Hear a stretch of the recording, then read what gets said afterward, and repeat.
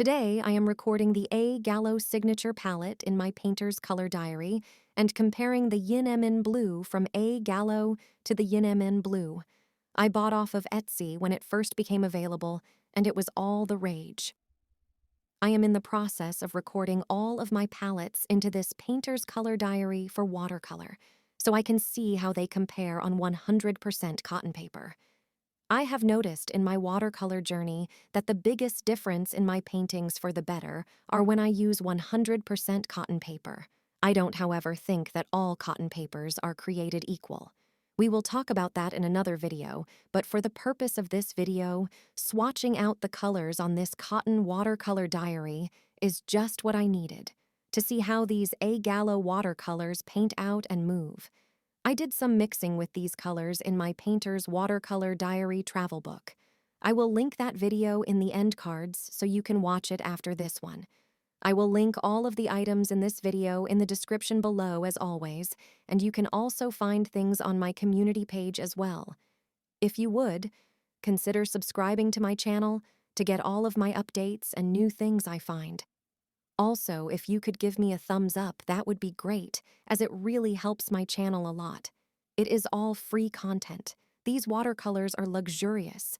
They are made with honey and are easy to re-wet with little effort. I really enjoyed using them. I will have to comment on the way they move on the paper. These watercolors are vibrant and easy to control on the paper. They pretty much stay where you put them.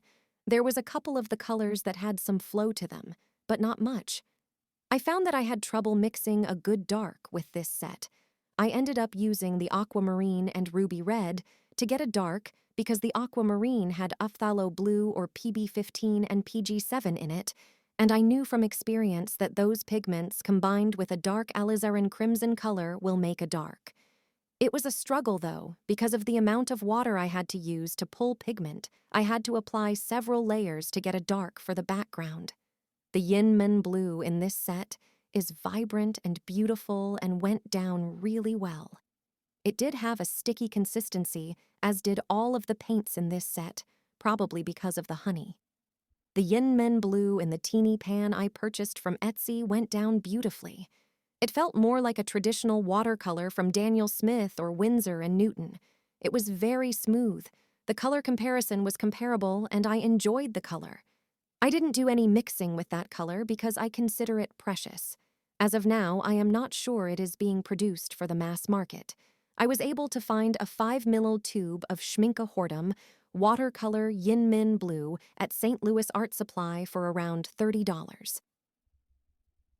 Gallo says on their website that if you buy a palette that includes YinMn Blue, they will include that as a regular charge of a half pan if you buy it in a palette. They have some new palettes available. I am not affiliated or sponsored by or with Gallo. I'll leave you with a painting of an apple that I painted with these paints in my Etchr Sketchbook. They are lovely paints, and I am glad I have them in my collection.